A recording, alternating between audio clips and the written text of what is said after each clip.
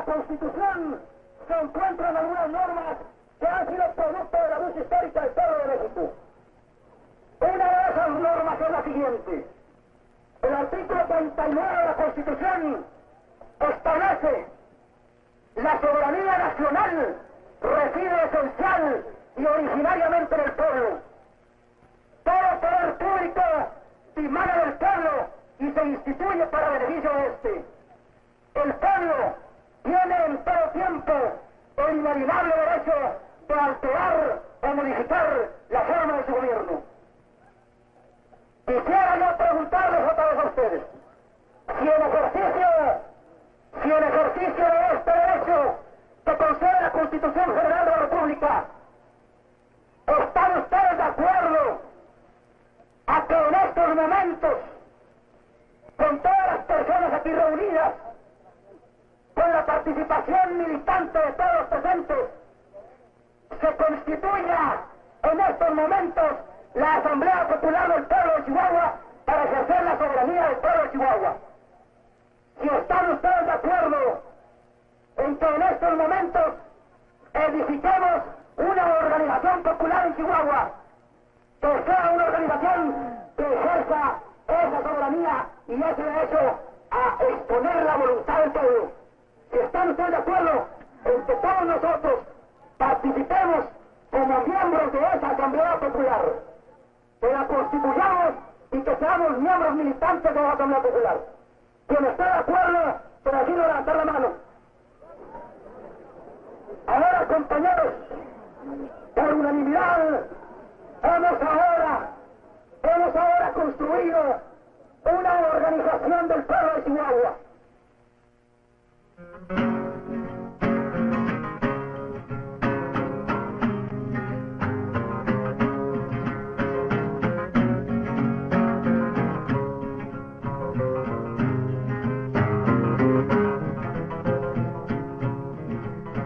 Voy a contarles a todos un pedazo de la historia, compañeros, compañeras, que se quede en su memoria.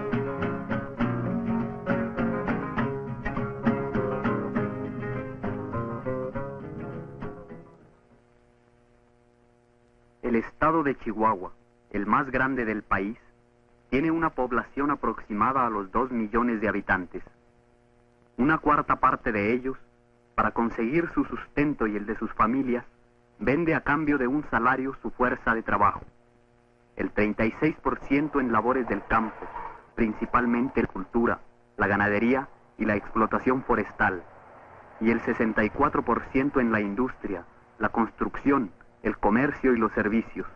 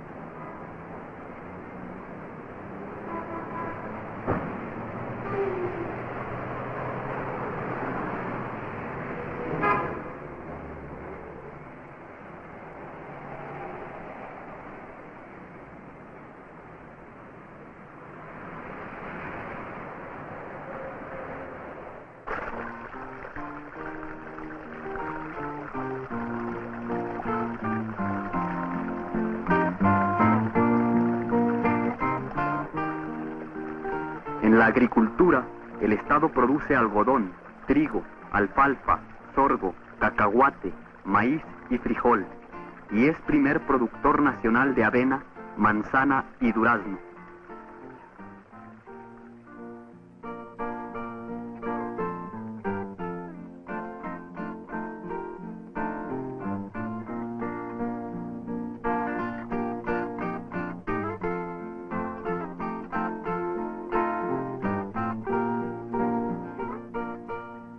Cerca del 80% del territorio del estado está dedicado a la ganadería. En los últimos años, la población ganadera supera los 2 millones de cabezas, la mayoría de ganado fino. La mayor parte de la producción sirve para su venta en los Estados Unidos. Chihuahua es el principal estado ganadero del país.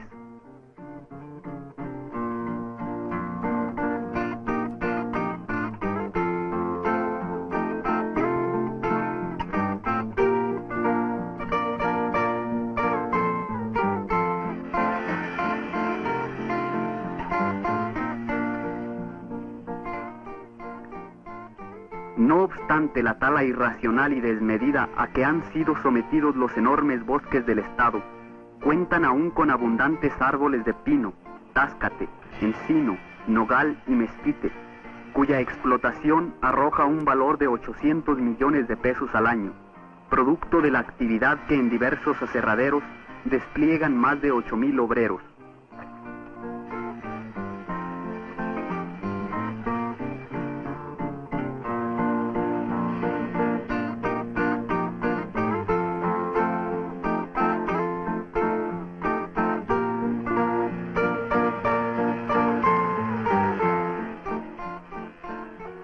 La industrialización en gran escala de los productos forestales, principalmente en las fábricas de Colonia Anáhuac y Parral, ha dado lugar a la producción de viscosa, triplay, muebles, postes, durmientes y sobre todo celulosa, que es el producto más importante de esta rama industrial en el estado. La explotación forestal y la industrialización de sus productos está controlada principalmente por la Unidad Industrial de Explotación Forestal Bosques de Chihuahua, del Grupo Banco Comercial Mexicano. El esfuerzo de 25,000 trabajadores en las minas de Parral, Santa Bárbara, San Francisco del Oro, Batopilas y otras, ha convertido a Chihuahua en el principal estado minero del país, con la mitad de la producción nacional. Chihuahua es principal productor de plata, plomo y zinc, y segundo productor de oro y hierro. La producción minera del estado, así como sus grandes fundidoras, es controlada por Asarco Mexicana, Aceros de Chihuahua y otros poderosos monopolios. La industria del estado se encuentra vinculada en gran medida a la minería y a la explotación forestal. El comercio produce anualmente beneficios por más de 2.500 millones de pesos. Chihuahua es, pues, como vemos, un estado con grandes recursos naturales, que el trabajo de sus habitantes transforma constantemente en bienes útiles a la sociedad. Se estima que el solo producto de la explotación de su riqueza forestal bastaría para cubrir plenamente las necesidades de los 2 millones de personas que habitan en él. Sin embargo, en los campos, en los bosques, en las ciudades, a todo lo largo y ancho del estado, la miseria se extiende entre la gran mayoría de la población, mientras un reducido número de personas goza de enormes riquezas y privilegios. Las familias Ballina, Trullet, Borunda, Giner Durán, Guerrero, Terrazas, González Musquiz, Almeida y unas cuantas más, son dueñas de enormes extensiones de las mejores tierras, de bosques y aserraderos, del ganado más fino, de las grandes fábricas, de las minas y de los establecimientos comerciales y de servicios más importantes. Además, este pequeño núcleo que se agrupa alrededor del Banco Comercial Mexicano es propietario de otros medios fundamentales de producción y distribución de bienes, no solo en el estado de Chihuahua, sino en todo el país, asociado con monopolios mexicanos y extranjeros. Esta situación acarrea grandes carencias para los trabajadores de Chihuahua como para los de todo el país, que no teniendo otro medio para ganarse la vida que su fuerza de trabajo, se ven forzados a venderla a cambio de míseros salarios a este reducido número de capitalistas.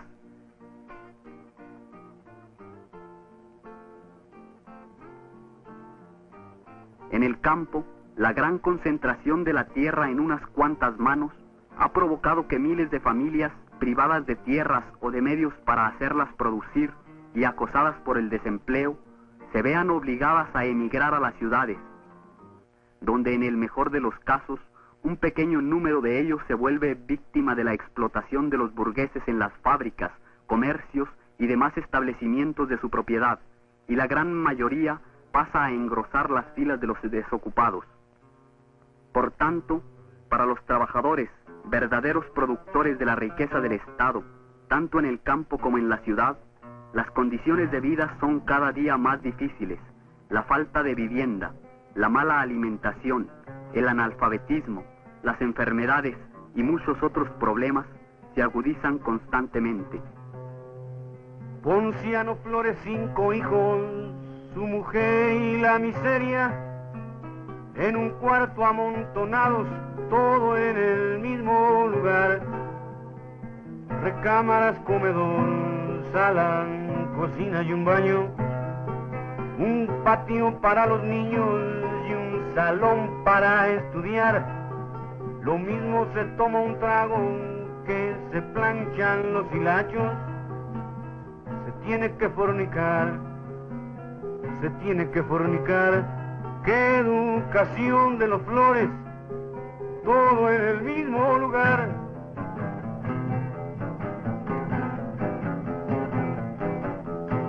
Ponciano sabe que el hambre que nos trae pintos de giotes lo lanza de muy temprano a vender su humanidad, a vender su humanidad.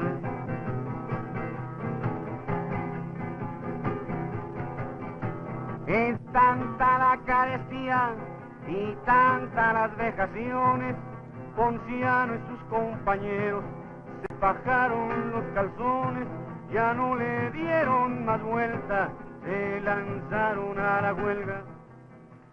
Desde la primera huelga que tuvo lugar en Chihuahua, en 1881, en las minas de Pinos Altos, cuyos dirigentes fueron pasados por las armas, la historia del Estado registra un proceso de creciente radicalización de la lucha entre explotados y explotadores. En los últimos 10 años, la lucha del pueblo trabajador ha tenido un ascenso ininterrumpido. La muerte de 8 jóvenes en la Sierra de Chihuahua, la madrugada del 23 de septiembre de 1965, señala la trágica culminación de una amplia movilización campesina que venía de por lo menos 3 años atrás. Las caravanas e invasiones de tierra, realizadas por campesinos desposeídos, con el apoyo de maestros y estudiantes de las normales rurales de Saucillo y Salaices, se repitieron a lo largo del proceso en enfrentamiento cada vez más abierto con los grandes latifundistas y el gobierno que defendía sus intereses. La toma del edificio del Departamento de Asuntos Agrarios y Colonización por normalistas y campesinos a principios de 1964, así como el repudio que el pueblo de Chihuahua manifestó masiva y violentamente al entonces candidato del PRI a la presidencia de la República, Gustavo Díaz Ordaz, durante su visita a la ciudad en el mes de abril del mismo año, fueron momentos que mostraron el grado de violencia que había cobrado el enfrentamiento y el descontento popular que se extendía por todo el Estado. Con motivo de estos actos, la política represiva del gobierno, encabezado entonces en el Estado por el latifundista general Giner Durán, llegó a extremos terribles de brutalidad, agrediendo abiertamente a las masas trabajadoras y encarcelando y torturando a sus elementos dirigentes. La respuesta popular produjo una primera forma de unidad de las diversas fuerzas democráticas del Estado, el Comité de Defensa de las Garantías Individuales.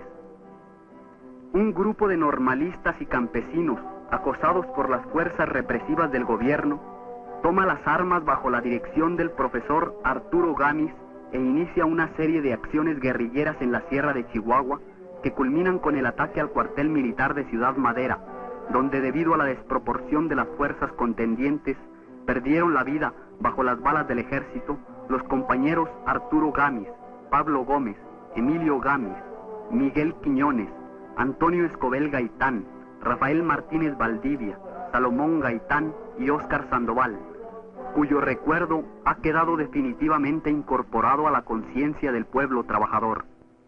La represión contra los combatientes se extendió necesariamente a amplios sectores que con su apoyo decidido permitieron e impulsaron las acciones del grupo guerrillero. En 1968, bajo la dirección de Óscar González Eguiarte, se reorganiza el núcleo guerrillero, siendo liquidado nuevamente después de algunas acciones y fusilados sus dirigentes en la sierra.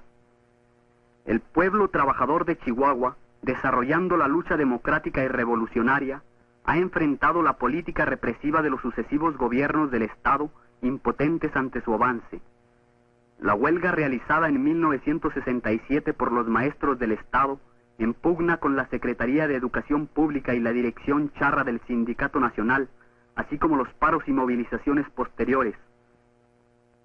La formación por invasión en el año siguiente de la colonia Francisco Villa. La respuesta estudiantil popular al secuestro del profesor Antonio Becerra en 1969, que impuso al gobierno su liberación. La marcha de los trabajadores de Triplay de Parral, de esa ciudad a la capital del estado, y la huelga de los obreros de la Pepsi-Cola en lucha por la independencia sindical en el mismo año. Los movimientos independientes y democráticos de los electricistas, ferrocarrileros y obreros de aceros de Chihuahua. La formación y desarrollo de la Alianza Cívico-Demócrata de Ciudad Juárez desde 1965, así como los comités y frentes de defensa de las garantías individuales en 1964, de lucha inquilinaria en 1967, de solidaridad popular en 1969, contra la farsa electoral en 1970 y contra la carestía de la vida en 1971, que en diversas circunstancias han expresado la unidad de las diferentes fuerzas democráticas y revolucionarias del Estado y que constituyen importantes antecedentes organizativos del actual Comité de Defensa Popular, así como muchas otras experiencias de lucha del pueblo de Chihuahua, han sido pasos importantes en la formación de la conciencia de clase de los trabajadores, a través de los cuales estos han ido identificando a sus enemigos y descubriendo y templando sus propias fuerzas. Somos muchos desgraciados, pero muy desperdigados, y por eso un puñado de asesinos y rateros nos manejan con sus hilos, pero unidos ganaremos, pero unidos ganaremos. Para 1972 se habían logrado consolidar diversas organizaciones obreras, estudiantiles y populares, con una línea de acción independiente y opuesta ideológica y políticamente a la clase dominante. Largos años de lucha inquilinaria habían dado como resultado la formación de la colonia Francisco Villa, mediante diversas invasiones a terrenos de propiedad privada, iniciadas en 1968. Sus 30.000 habitantes habían librado toda una serie de luchas, consolidando poco a poco una dirección revolucionaria, cuyo reconocimiento se había impuesto incluso a las autoridades gubernamentales. La colonia se había convertido en ejemplo vivo de cómo resolver el problema de la vivienda, ejemplo que se empezaba a seguir a nivel estatal y nacional.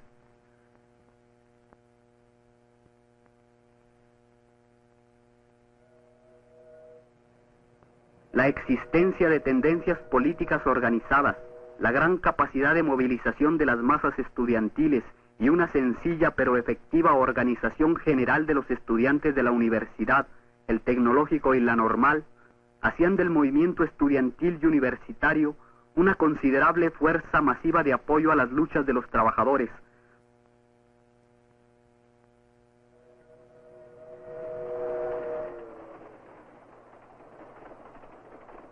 La lucha contra el charrismo y por la independencia y democracia sindicales se desarrollaba con fuerza y en forma organizada como producto de su auge en todo el país, por el movimiento sindical ferrocarrilero, por la sección 25 del Sindicato de Trabajadores Electricistas, por el Sindicato de Aceros de Chihuahua, que se había desprendido años antes de la central Charra, CROM, por la sección local del Sindicato Nacional de Maestros, por el Frente Auténtico del Trabajo y por otras organizaciones y movimientos sindicales democráticos e independientes.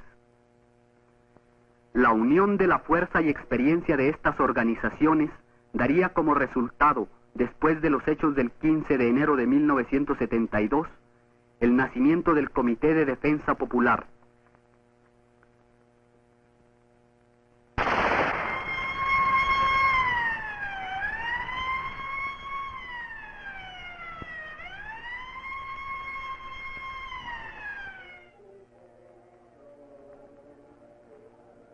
Cuando fuiste compañero,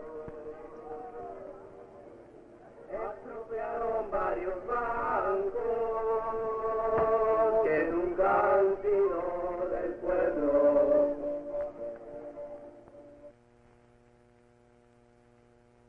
El día 15 de enero de 1972, un grupo de jóvenes guerrilleros emprendieron en la ciudad de Chihuahua asaltos simultáneos a 3 agencias bancarias.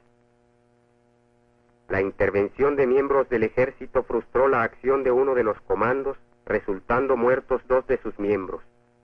Avelina Gallegos, joven estudiante de Derecho de la Universidad de Chihuahua, que cayó en el lugar de los hechos, y Óscar Montes, que murió horas después.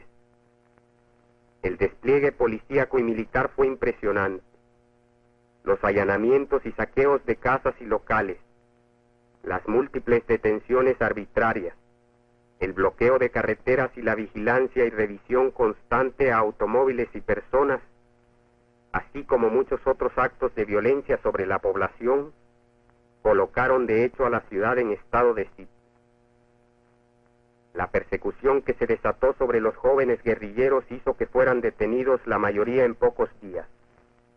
La brutalidad con que actuaron las autoridades, encabezadas por el gobernador Óscar Flores, para defender los intereses de los ricos banqueros, torturando a los jóvenes expropiadores detenidos y asesinando a 3 de ellos, quedó al descubierto a pesar de los esfuerzos del gobierno por tergiversar y manipular los hechos a través de periódicos, radio, televisión y demás medios masivos de comunicación a su servicio. La verdad se difundió poco a poco, creando sus propios canales y filtrándose incluso en los periódicos y demás órganos de la burguesía, cuando la torpe manipulación gubernamental quedó al descubierto con el asesinato del ingeniero Diego Lucero, joven profesionista egresado años antes de la Universidad de Chihuahua. La versión oficial de la muerte de Lucero, según la cual éste perdió la vida en un encuentro a tiros con la policía, quedó desmentida, además de por el propio cadáver desfigurado por las torturas, por los testimonios de varias personas que lo vieron vivo en poder de la policía cuando era conducido a la cárcel y en la cárcel misma al ser trasladado por los pasillos. La exigencia de respeto a las garantías individuales que formularon entonces al gobierno las asambleas estudiantiles recibieron por parte del gobernador Óscar Flores la respuesta más evidente. Ramiro Díaz, estudiante del Instituto Politécnico Nacional, otro de los detenidos, aparece muerto en su celda al día siguiente.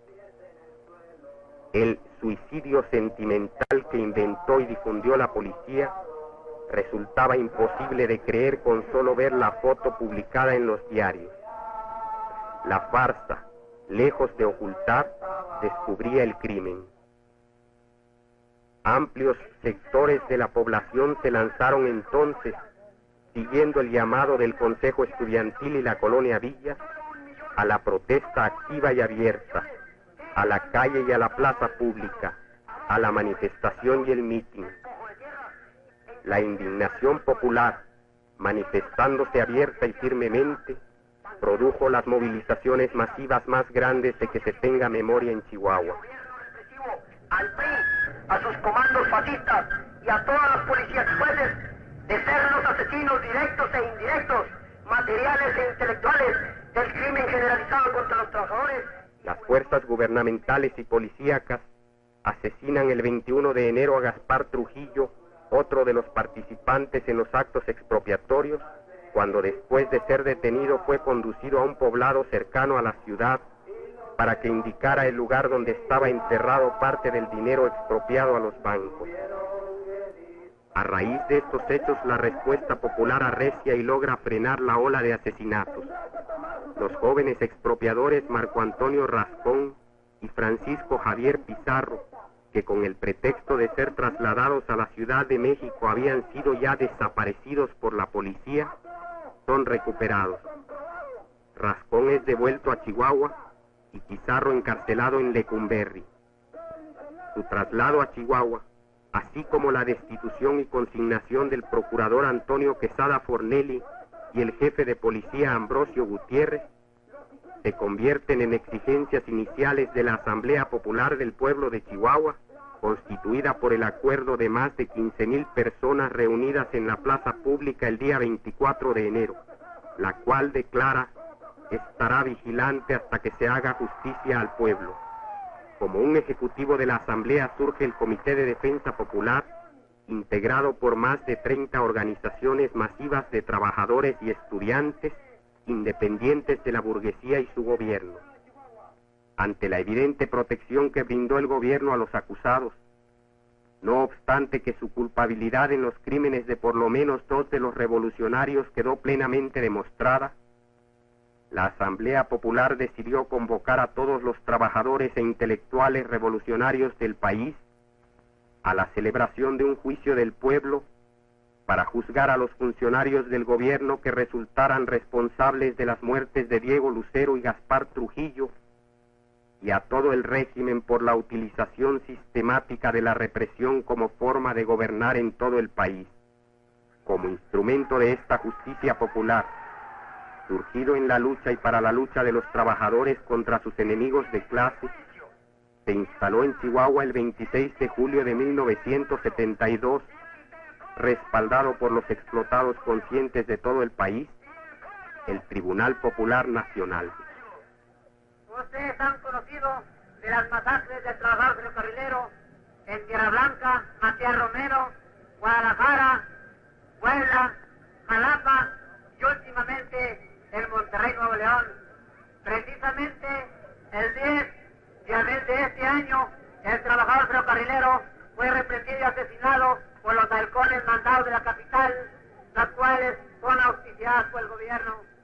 El jurado, integrado por 157 miembros, todos militantes activos en la lucha revolucionaria, conoció de los hechos de represión que fueron planteados en 3 audiencias públicas y 3 privadas por organizaciones y personas provenientes de diferentes clases y sectores de la población explotada, que acudieron al llamado del Comité de Defensa Popular desde diversos lugares del país a denunciar los crímenes del gobierno burgués.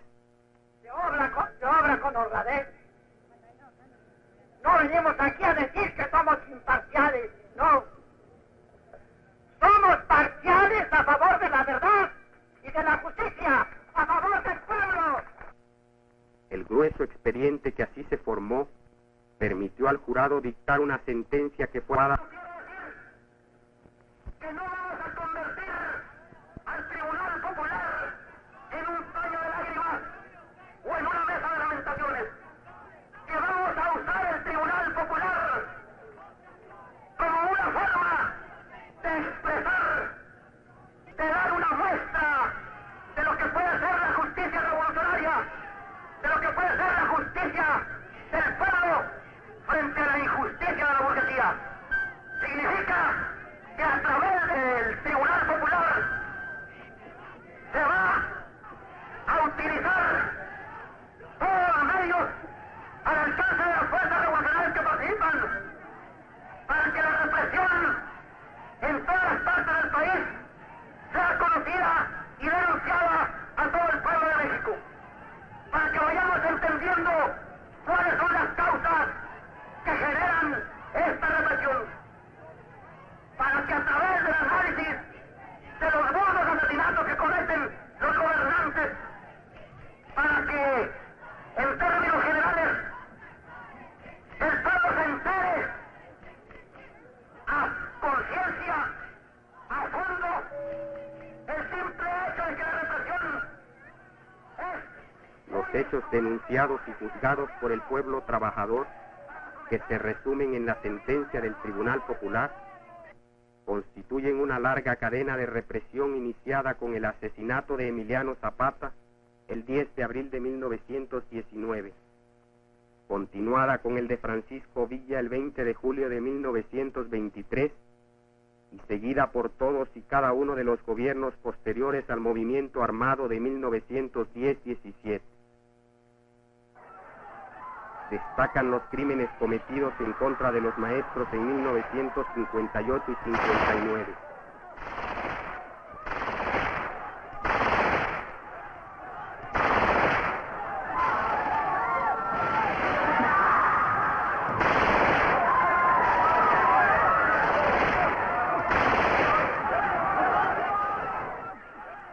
contra de los ferrocarrileros durante los mismos años.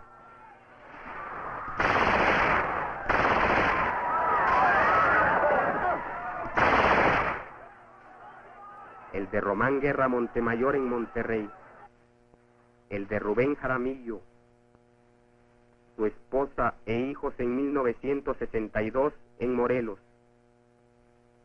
el de Arturo Gámez, doctor Pablo Gómez y demás revolucionarios, el de los trabajadores copreros en 1967 en Acapulco, Guerrero, la masacre del 2 de octubre de 1968 en Tlatelolco, donde perdieron la vida cerca de 1000 personas, la del 10 de junio de 1971, también en el Distrito Federal, donde los halcones, protegidos por granaderos y soldados, asesinaron a cientos de estudiantes. El de Pablo Alvarado el 3 de diciembre de 1971. El de Diego Lucero, Gaspar Trujillo, Óscar Montes, Ramiro Díaz y Avelina Gallegos el 15 de enero de 1972. El de Genaro Vázquez Rojas el 2 de febrero de 1972. El del arquitecto Joel Arriaga en Puebla el 20 de julio de 1972, y muchos otros que sería imposible enumerar. A don Ruco lo patearon, ametrallaron la cerca, mataron como a 40, ya hay 70 encarcelados. Además de los asesinatos mencionados, el régimen ha cometido constantemente infinidad de actos de represión, consistentes en torturas, encarcelamientos, secuestros, abusos de poder, sometimiento y control de las masas mediante la violencia, la corrupción, el chantaje, el soborno y la extorsión, lo que demuestra que la represión ha sido utilizada de manera sistemática.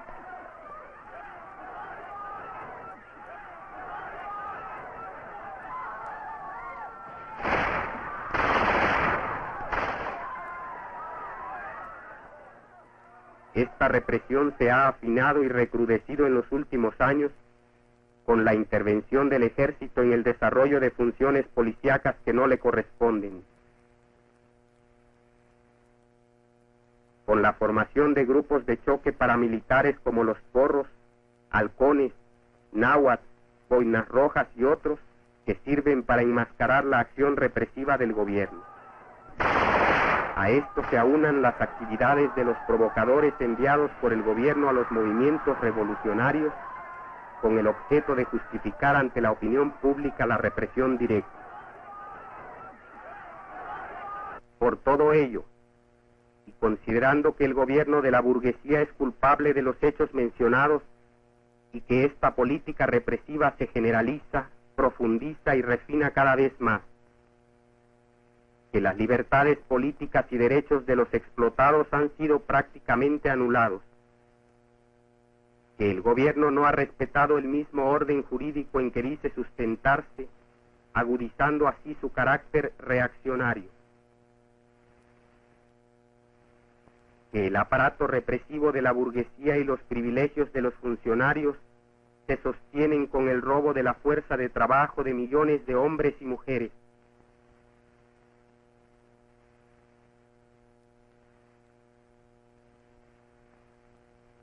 considerando además que las causas de la represión se encuentran en el hecho de que el gobierno representa, defiende y garantiza los intereses de la gran burguesía mexicana y extranjera, los cuales son radicalmente opuestos a los intereses de clase de los trabajadores mexicanos, por lo que es su enemigo irreconciliable.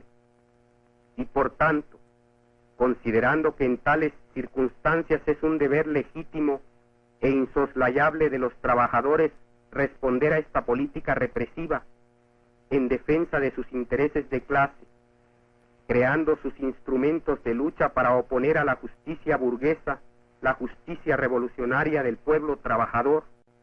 En consideración a todo lo anterior, el Tribunal Popular Nacional emite la siguiente sentencia. Se declara que el gobierno de la burguesía mexicana es culpable de múltiples crímenes, asesinatos, y demás actos represivos en contra del pueblo trabajador, por lo que está incapacitada moral y políticamente para ostentarse y erigirse como representante del mismo. Por lo tanto, el Tribunal Popular Nacional condena al gobierno de la burguesía mexicana a ser liquidado total y definitivamente.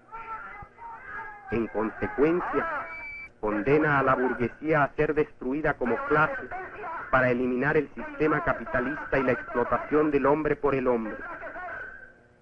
El Tribunal Popular Nacional llama al pueblo a ejecutar esta sentencia, acabando con el gobierno de la burguesía e implantando un gobierno de los trabajadores, a intensificar para ello la lucha por todas las vías y en todos los frentes, coordinando las acciones y unificando y organizando las fuerzas, a difundir entre los obreros, campesinos, estudiantes y trabajadores en general el presente fallo para que participen en su ejecución. En la medida en que se fortalezca el movimiento revolucionario en cada parte, en cada sitio, en donde estén esas organizaciones, en donde haya creado la conciencia suficiente. Ya no hay nada que perder, pero mucho que luchar, a correr la de aquí, a correr la de allá, a levantarla aquí, a levantarla allá, a enseñarles a los hijos contra quién deben luchar, que el obrero está de guerra. A raíz de la represión de los hechos mismos de las acciones expropiatorias, empieza a generarse una inquietud masiva en la ciudad de Chihuahua. Las organizaciones ya existentes inicialmente empiezan a reaccionar, sobre todo en lo que se refiere al aspecto de la represión de estos hechos, y empiezan a impugnar y hacer la denuncia. Dado este interés que había de las grandes masas, de grandes sectores, y dado la iniciación de actividades de las organizaciones ya constituidas, pues se genera una movilización de masas que, por lo menos en los últimos tiempos en Chihuahua, pues no tiene antecedentes. Una movilización en donde participan grandes sectores de trabajadores no organizados y trabajadores organizados. Se plantea la necesidad para las organizaciones ya constituidas de orientar y dirigir de una manera correcta esa movilización de las masas, y además de organizar esas movilizaciones.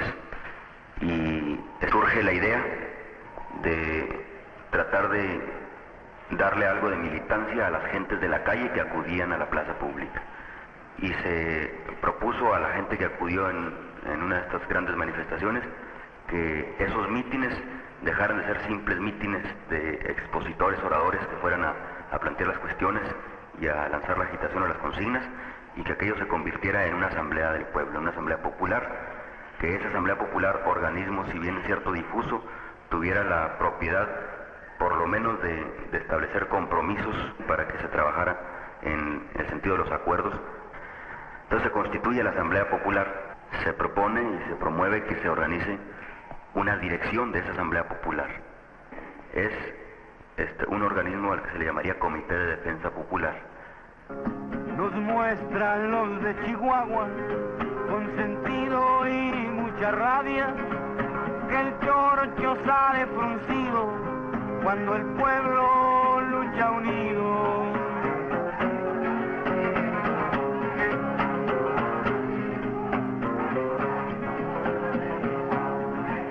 Cuando se expropian las tierras y se organiza el obrero, las hienas echan reparo y se agita el marrullero. Se espantan si se les va lo que roban a millones, echan humo sus cañones y se escuchan las sirenas, la masacre natural en este puerco sistema.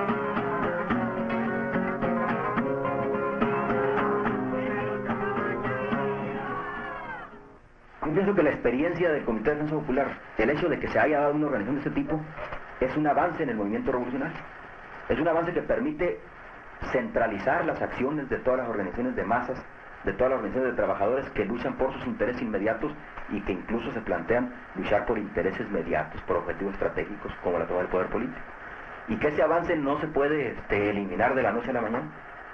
Esto ha permitido crear la conciencia en términos generales entre todos los trabajadores que se han independizado ideológicamente y físicamente de la burguesía, el control de la burguesía a través de sus aparatos, de que pueden desarrollar una lucha general, de que puede haber compañerismo entre trabajadores de muy diversas ramas y sectores. Entonces, esta lucha general se tendrá que seguir dando porque está creada pues la conciencia o ha aprendido la idea entre las masas de trabajadores de que es posible hacer esto.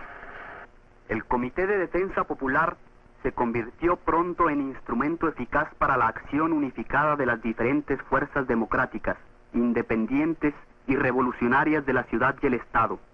A través de él, la lucha de miles de trabajadores por mejorar sus condiciones de vida encontró una expresión política, enfrentando al gobierno y orientándose hacia la transformación revolucionaria de la sociedad. Desde las primeras grandes manifestaciones contra la represión del 15 de enero, la movilización masiva y la lucha en diversos frentes ha sido constante. La fuerza popular que ya desde su fundación rodeaba al Comité de Defensa se mostró de manera contundente el día 8 de mayo de 1972, cuando una imponente movilización popular arrancó al gobernador la solución favorable a las demandas del movimiento de los estudiantes del Tecnológico, mediante la toma por algunas horas del Palacio de Gobierno del Estado. En octubre del mismo año, el apoyo popular que recibió el movimiento sindical ferrocarrilero, particularmente de la Colonia Villa, le permitió, a diferencia de otros lugares del país, rescatar, defender y conservar en su poder el edificio sindical de la sección local, desalojando y enfrentando a las fuerzas de choque pagadas por la CTM. Las grandes movilizaciones de Chihuahua tienen todo un trasfondo que les da vida, integrado por la lucha diaria de los explotados por mejorar sus condiciones de vida. A través de esta lucha cotidiana se va formando poco a poco la conciencia que empuja al trabajador a apoyar a sus compañeros, a enfrentar a sus opresores y a impugnar al gobierno. Se empezó a invadir en el año de 1968, después de haber recurrido a trámites legales y no pudiendo conseguir eso. Entonces se tomó el acuerdo de hacer una invasión. Entonces se invadió más o menos como unas 20 hectáreas. Enseguida fue subiendo el contingente, ¿no? Y no habiendo dónde, pues tuvimos que seguirnos ampliando un poco más, ¿verdad? Entonces vemos nosotros de un punto de vista que esta colonia fue un tanto progresista, ¿verdad? Porque aquí de la nada se formó, ¿verdad? Porque todos los que vinimos aquí fueron gentes humildes completamente, que no teníamos ni para, bueno, apenas para mal comer, unos y otros no, ¿verdad? Y sin embargo, cual más, cual menos, ahorita tiene su jacalito, ¿no? Donde vivir. Entonces todo lo que puede ganar, todo lo que hace, ¿verdad? Pues ya lo logra sencillamente porque se escapó ya de la renta, ¿no? Y natural que toda esa gente pues está dispuesta a participar en la organización. Es una organización completamente independiente, a la luz de todo el mundo, ¿no? Para fin de hacerlos saber pues qué cosa es la lucha, para que ellos se den cuenta lo que es la lucha y ellos mismos reconozcan y se unan a nosotros para que ellos puedan darse cuenta de lo que es la lucha. Ahora, yo por ejemplo, yo no conocía nada de lo que era esta lucha por razón de que pues no disponía de tiempo. Después, cuando me quitaron el trabajo porque se daban cuenta que ya vivía en la calle, en la villa, ¿no? Entonces, pues no directamente me corrieron, pero pues como quien dice casi me dieron a entender, ¿verdad? Y ahora que me doy cuenta de lo que es la lucha, pues a mí me gusta mucho la lucha. Inclusive yo les he dicho a mis compañeros que si yo llego a quedar en la lucha, pues ni modo. Al cabo, pues no somos 2, 3, somos varios. Y sí, cuando hemos recibido que nos han tocado la suerte de las represiones, pues no me afectan. Yo sé claramente que pues no, si llego a quedar, pues ni modo, pero para que mi hija mañana pasado que no sea una cobarde, que ella también aprenda a luchar y que se dé cuenta también ella qué es la lucha, ¿verdad? Que la lucha la emprende el proletariado, porque la lucha debe de ser para beneficio de uno, de humilde, porque un rico nunca lucha. ¿Por qué va a luchar si todo lo tiene? Y vive del pobre, porque pues no es más que un explotador. Cuando caímos aquí en Francisco Villa a invadir este terreno de terratenientes, que eran puros llanos, como ustedes verán, terrenos de personas que tienen los terrenos ociosos y que sin embargo el gobierno está dándoles apoyo a esas personas, habiendo tanta familia necesitada que puede vivir en esos terrenos ociosos y que los ricos les es de sobra y que a nosotros nos hace falta, compañeros. Cuando la lucha se inició aquí en la colonia Francisco Villa, se han de acordar ustedes que cayeron presos los 4 dirigentes que encabezaban el movimiento de la lucha Francisco Villa, pero que no paró allí la lucha porque ellos estaban presos, íbamos nosotros a morir de lucha, y hasta la fecha, compañeros, empezamos 70 compañeros colonos, y ahorita somos 36,000 habitantes en la colonia Francisco Villa, con puros terrenos invadidos, porque a esa necesidad nos obligó el gobierno a hacer, no sabiendo, pues ese es el gobierno no sabiendo que nosotros tenemos la panza vacía y que ellos sí la tienen llena, porque el gobierno les está dando sustento defendiendo sus latifundios, amparados con certificados de habilidad y con miles de cochinadas que ellos le riman ahí según la ley, pero que la ley la hacen como el embudo, lo angostito para nosotros y lo ancho para los burgueses. Que yo creo que el mundo no lo hicieron únicamente para los gallinas, ni para los ricos, ni para los terrazas, ni para ningún latifundista, ningún terrateniente, ningún ganadero. Que el mundo está hecho para cada quien tener lo que verdadero nos pertenece, tener un pedazo de tierra cada quien. Y que no estamos dispuestos a estar nosotros apoyando personas que verdaderamente no sirven más que para defender los intereses de los ricos. Y que nosotros no creemos ni en el gobernador nuevo, ni en el que va a salir, ni en absolutamente en ninguna política. Lo que pensamos es luchar independientemente y rescatar precisamente lo que tienden a acaparar los latifundistas, los ganaderos, aquí en el estado de Chihuahua. Hay que estar unidos, ya que seguir luchando y hasta la victoria siempre, compañeros. Provenimos de varios barrios de aquí de la ciudad, donde exclusivamente nos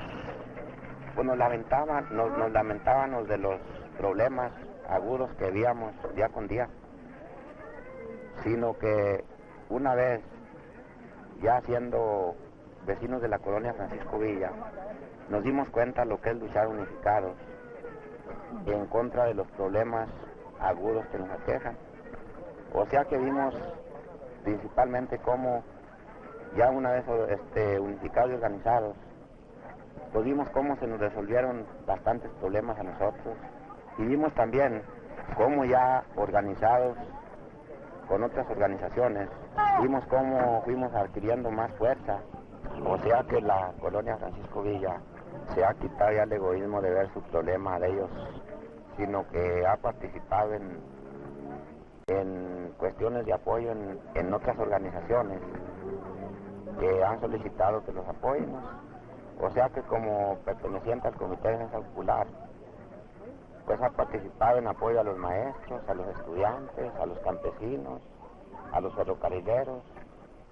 El 1 de mayo, durante los 3 últimos años, ha sido celebrado por los trabajadores chihuahuenses de manera independiente, convirtiéndose en francas derrotas políticas a las centrales controladas por el gobierno, no solo por el número de los contingentes, que en ocasiones ha obligado a los dirigentes charros incluso a suspender sus actos oficialescos, sino sobre todo por la conciencia y combatividad de las masas trabajadoras, que han establecido así una alternativa clara en cuanto a la concepción de clase de esta conmemoración obrera.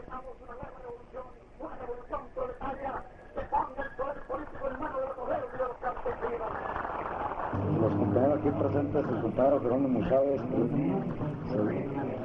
compañero Jerónimo Chávez, presidente de Vigilancia, presidente de Huelga y del Seguro Social.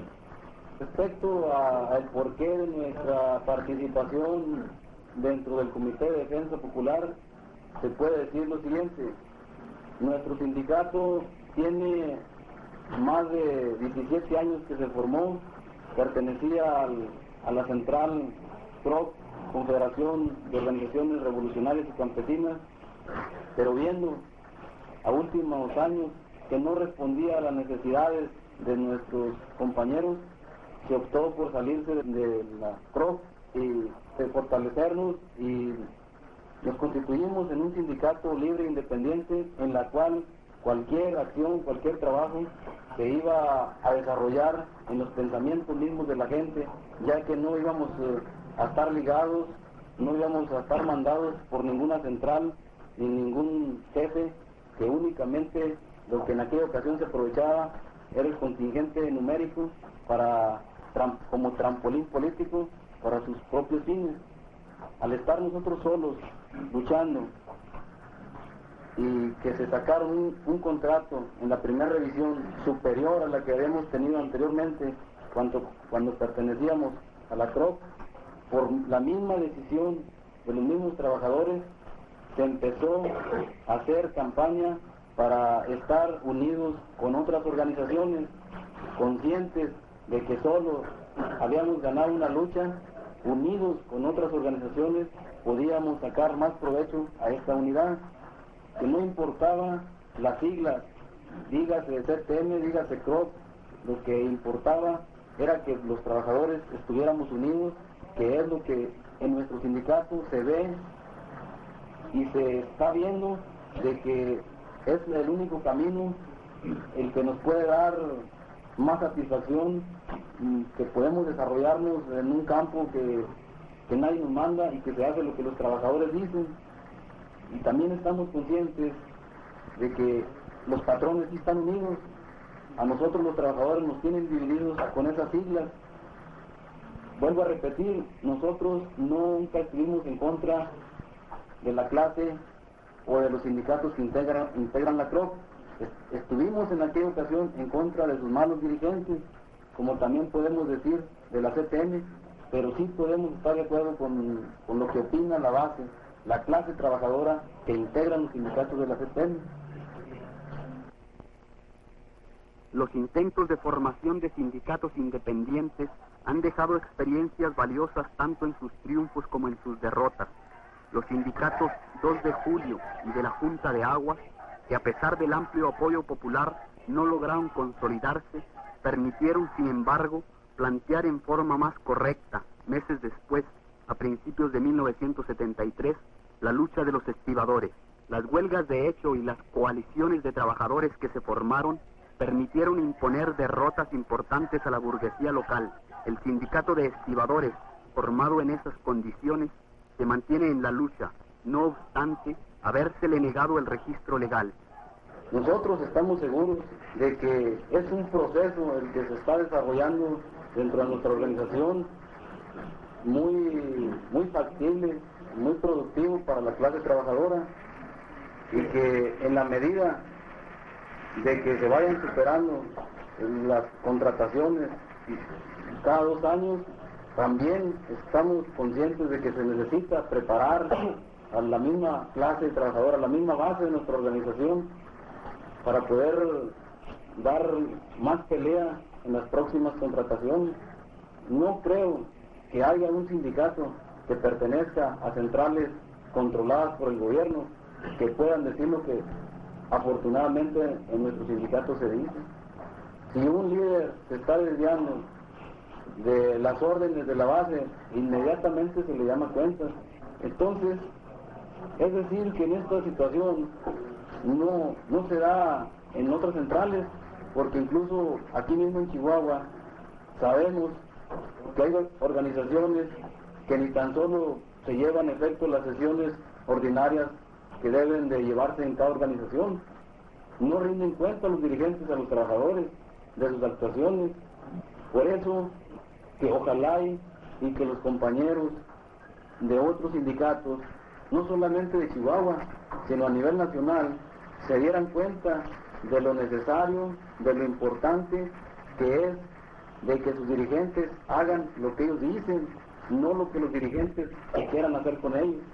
Estamos conscientes de que es necesario de que en los sindicatos no haya 5 ni 6 personas que se eternicen, que se hagan viejas como dirigentes. Y para esto tiene que venir la preparación de la base, la organización de los mismos trabajadores. De los que se están construyendo, tenemos que trabajar unidos para fin de que hagamos más trabajo organizados. Como nosotros no tenemos posibilidades de pagar maestros ni nada, los que vengan a trabajar, ¿verdad? O sea, los albañiles. Entonces nosotros tenemos que trabajar. Ya trabajamos.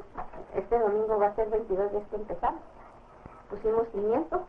Nosotros acarreamos tierra, acarreamos el agua, sacamos tierra de las zanjas que estaban haciendo para los cimientos, para fin de que se les lleve a cabo, ya que nosotros, por ejemplo, por el simple hecho de ser de la villa, aquí hay un hospital que le nombran el Hospital Central, y hemos llevado así pacientes graves, y no les ha afectado a ellos ni aún viéndolos ahí tirados en el piso. De ahí los hemos tenido que recoger para volverlos a buscar a ver a dónde nos lo atienden. Y no nos han atendido, nosotros hemos regresado con ellos, nos enfermos. Y solamente teniendo un hospital nosotros, porque como no tenemos manera de pagar lo que nos cobren, entonces nosotros por eso estamos queriendo hacer este hospital. La represión en muy diversas formas ha sido permanente. Las fuerzas policíacas, especialmente los rurales, han hostilizado y agredido permanentemente a los dirigentes y colonos de la Francisco Villa, a los obreros y estudiantes y a todos los militantes de la lucha democrática y revolucionaria en Chihuahua. Pero la mejor forma de detener la represión, han aprendido los trabajadores de Chihuahua a través de una larga experiencia, es el propio movimiento, la acción ofensiva y no la posición defensiva. Y la represión ha sido impotente frente al poder de la conciencia, unidad de organización de los trabajadores. Y yo fui golpeada por los rurales en la plaza Hidalgo. Inclusive uno de ellos, de los rurales, me tiró a pegarme en un ojo porque me tiró así con el pico del garrote, ¿no? Nada más de que por el lente, ¿verdad? O sea, por el cristal se resbaló y me presionó la parte del pómulo con el aro del lente y con el palo, ¿verdad? Y entonces me llevaron a la Cruz Roja. ¿Y por qué se nos presiona en esa forma? ¿O tendrán más derechos? Por ejemplo, 4 o 5 extranjeros que 35,000 habitantes que viven ahorita. Ahora, lo que producían estas tierras, absolutamente no. Y hay que ver que ahorita están produciendo más. Entonces, ¿a qué viene la represión contra nosotros, por ejemplo? O malas propagandas que nos censan, que se nos dice que somos unos volunteros, que somos, bueno, de lo último. Se nos hace una propaganda bastante extensa, ¿no? Pero es que aquí vemos, ¿verdad?, que todos nos tratamos como compañeros. Sí nos respetamos los unos a los otros. Sencillamente aquí la policía no viene a ver a vigilar el orden, ¿no? Sino que viene a ver quién se lleva por ahí, agarra descuidado y se lo lleva, ¿no? Porque el solo hecho de estar. Y luego aparte de eso, no la necesitamos, porque aquí nosotros nos respetamos unos con otros. Sencillamente estoy aquí en la forma que trabajo, estoy al aire libre, ¿no? Y aquí dejo todo y sin embargo aquí nunca se me ha perdido nada, ¿verdad? Hay que ver que entre 35,000 habitantes que tenemos aquí, bueno, pues es decir que sí está organizada la gente y sí nos sabemos respetar, ¿no? Aquí habría que señalarse las causas reales y las causas aparentes de mi encarcelamiento, ¿no?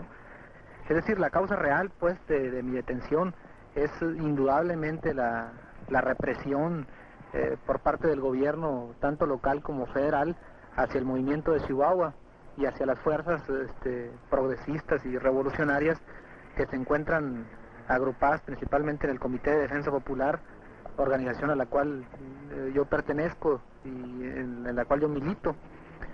Esa es la causa real, ¿no? Se trata de golpear al movimiento democrático y aunado esto al movimiento universitario, en que también se desarrolla actualmente una lucha por incorporar a la universidad con sus propios recursos, con sus propios medios, al movimiento democrático y revolucionario nacional.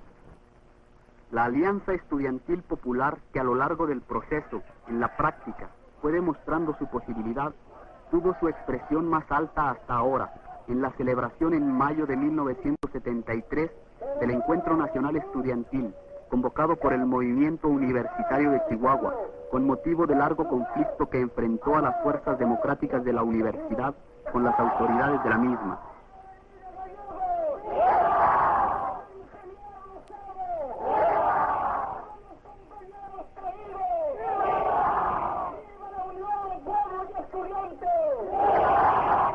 La causa aparente que ha esgrimido el gobierno, pues no es nomás que los pretextos, las acusaciones que dan lugares a procesos inclusive grotescos como este que se me ha instruido a mí, ¿no? Es decir, la causa, como en el caso de del movimiento de 68, pues ha sido las acusaciones ya tradicionales de pandillerismo, de homicidios, en grado de tentativa, de robos, en fin. Acusaciones que no tienen absolutamente ninguna base real de sustentación, pero que a final de cuentas sirven bien de pretexto para encarcelar a militantes revolucionarios.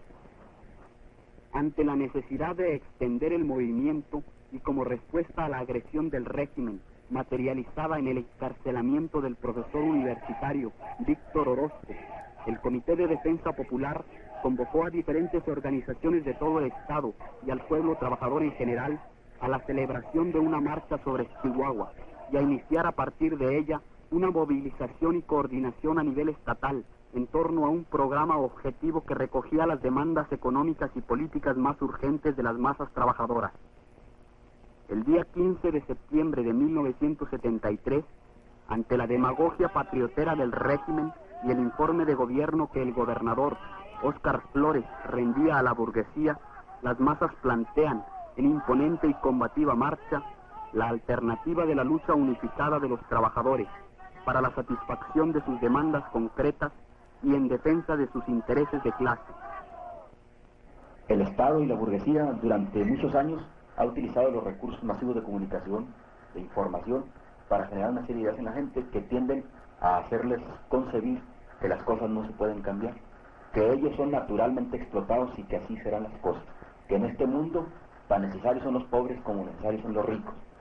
Los trabajadores debemos hacer conciencia de que en un momento dado estas formas de pensar son producto de toda esa educación masiva que nos ha generado precisamente la clase en el poder, la burguesía. Y debemos hacer conciencia de eso para plantearnos como un objetivo cambiar absolutamente ideas. En ese sentido, es importante que los trabajadores nos demos cuenta que hemos sido adiestrados para ser explotados y que esa mentalidad tenemos que eliminarla para empezar a luchar. La creación por invasión de las colonias Emiliano Zapata de Chihuahua y Genaro Vázquez de Ciudad Cuauhtémoc, la lucha contra la represión a la colonia Francisco Villa y por la libertad de sus dirigentes, el apoyo a las huelgas de electricistas en 1972 y del Sindicato de Aceros de Chihuahua en 1974, así como a la invasión por el grupo campesino Francisco Villa de las Quintas Carolinas, propiedad de los descendientes de Luis Terrazas, y muchas otras, han sido acciones que la movilización de los trabajadores ha llevado adelante en abierto enfrentamiento con el Estado burgués. Cuando los trabajadores se plantean luchar por sus intereses, son conscientes de una serie de condiciones en que viven. En primer lugar, la debilidad de un trabajador respecto de la clase burguesa, de su patrón y en términos generales de los burgueses. Esa debilidad quizá en ciertos momentos le haga ver a los trabajadores que es imposible luchar y resolver esos problemas. Pero en la medida en que los trabajadores empiezan a unirse, en la medida en que los trabajadores empiezan a darse cuenta que hay mucha gente con los mismos problemas, en la misma situación, en esa medida se dará cuenta de que se puede unir a otros trabajadores para resolver conjuntamente sus problemas. Se está planteando la posibilidad de crear la organización de los trabajadores, que en sí es un poder diferente a la sola suma de los trabajadores. En ese momento, los trabajadores se dan cuenta de una serie de cosas.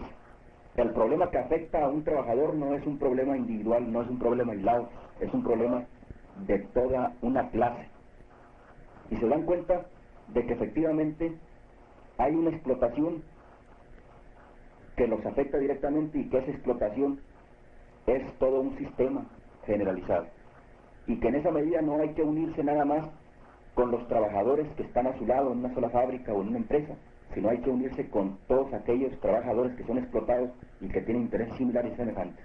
Porque cuando hay grandes sectores que participan para apoyar a un sindicato, a un grupo de trabajadores, como en el caso del movimiento sindical ferrocarrilero, en su lucha contra el charrismo sindical, cuando acuden estudiantes, colonos, trabajadores, estibadores, a apoyar las acciones concretas de la lucha del movimiento sindical ferrocarrilero contra el charrismo, en ese momento no se está luchando exclusivamente contra los líderes charros de la sección 5 o del sindicato ferrocarrilero.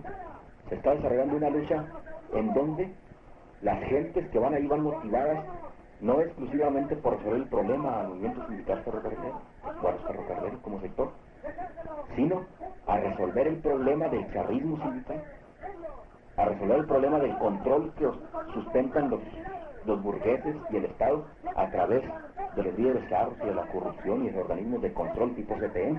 Entonces, en ese momento la motivación de los trabajadores es diferente al solo objetivo de ayudar a otro compa trabajador.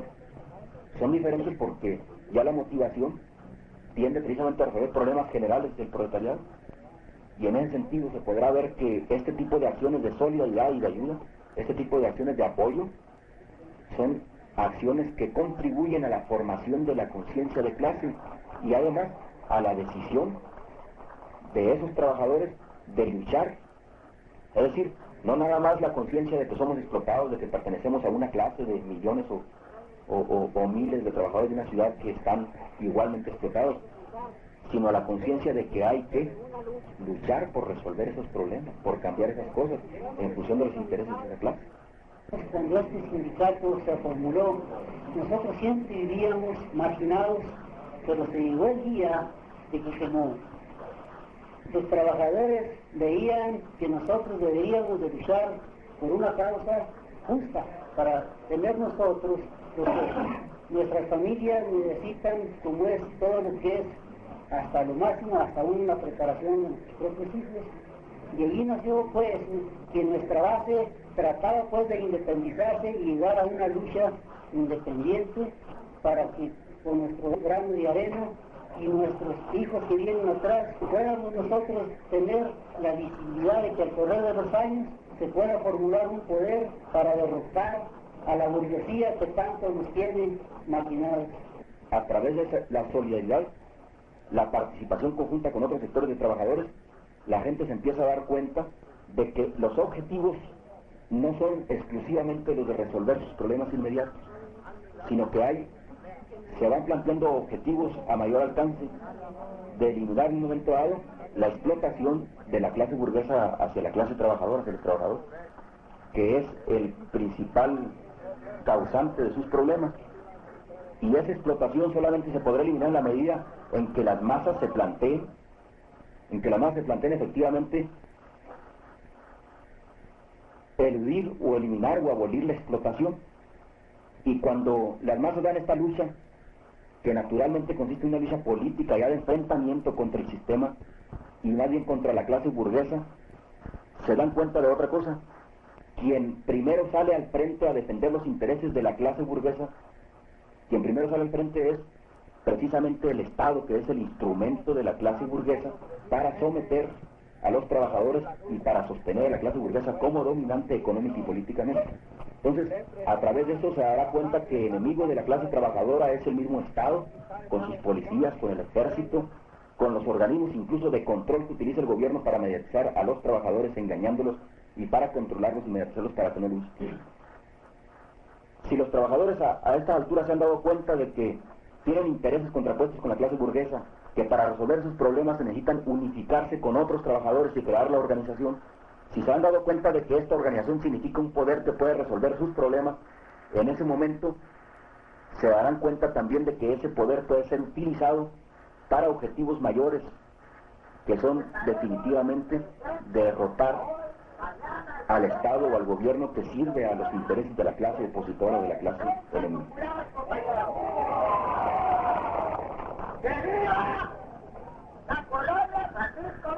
El movimiento del Comité de Defensa Popular no es un hecho aislado. Al igual que en Chihuahua, En todo el país los obreros, campesinos, estudiantes, maestros y todos los explotados luchan por su liberación. La lucha de los trabajadores de Chihuahua es entonces la lucha de todos los trabajadores mexicanos, y esta es una lucha que se extiende no solo a lo largo del territorio, sino también de la historia del país. En los movimientos actuales están presentes los combates del pasado. La adquisición de una experiencia y la asimilación de sus enseñanzas es una victoria que se obtiene incluso en las peores derrotas. Las acciones del Comité de Defensa Popular de Chihuahua, sus experiencias organizativas, sus instrumentos y métodos de lucha, su conciencia política, su señalamiento del enemigo, son pasos importantes en la lucha general de la clase trabajadora. Sus errores y limitaciones serán necesariamente superados.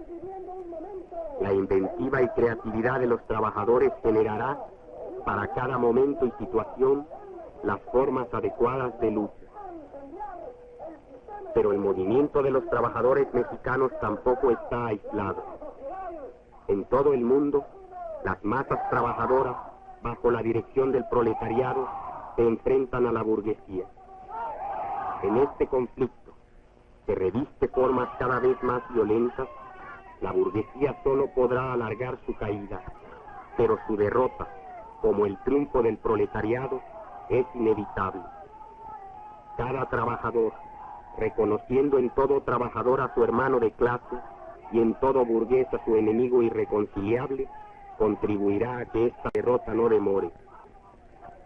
En este conflicto mundial entre explotados y explotadores, corresponde al proletariado y al pueblo trabajador mexicano la tarea de derrotar a los burgueses que los explotan en el país y al gobierno que los defiende.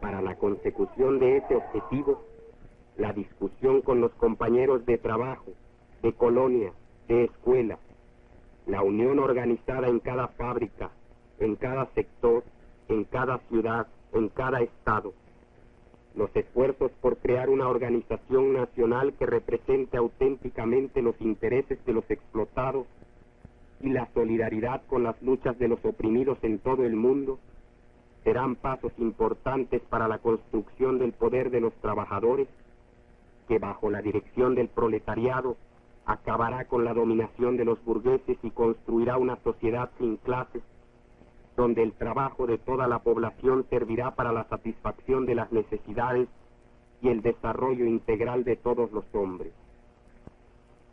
La lucha será larga y difícil. Habrá errores y tropiezos, pero el triunfo es inevitable y será definitivo. Los burgueses, siendo unos cuantos, siguen dominando porque están unidos. Los trabajadores, siendo la gran mayoría, siguen dominados porque están desunidos. Los trabajadores son débiles porque no conocen su fuerza.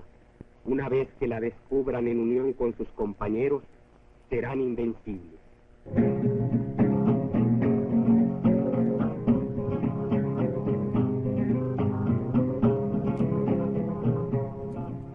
Que tiemblen porque de abajo ya viene creciendo el río, ya luchan día con día el viejo tieso de frío.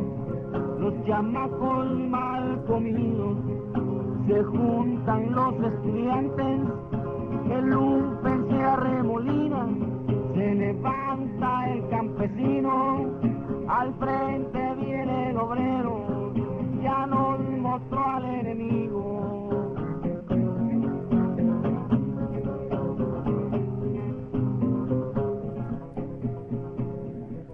Acá se unieron las fuerzas en las calles y talleres, se aflojaron las correas con miles en asamblea, se teme por el contagio, porque el ejemplo se riegue, el rico muestra los dientes, reprimiendo a los valientes, país, ya se regó la raíz.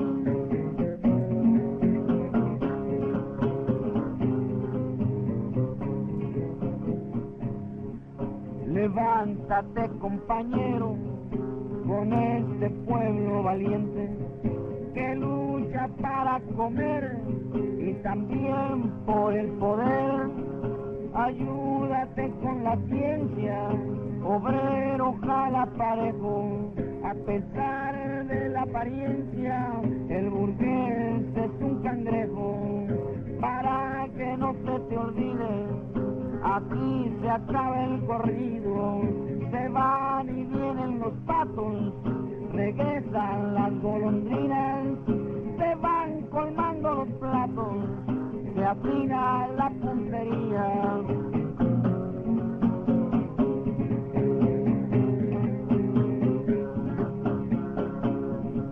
Acérquense, compañeros, no estemos tan compungidos, solitos somos popotes que quiebran los aguaceros, pero peleando unidos somos tamaño troncote. Solitos somos popotes que quiebran los aguaceros, pero peleando unidos somos tamaño troncote.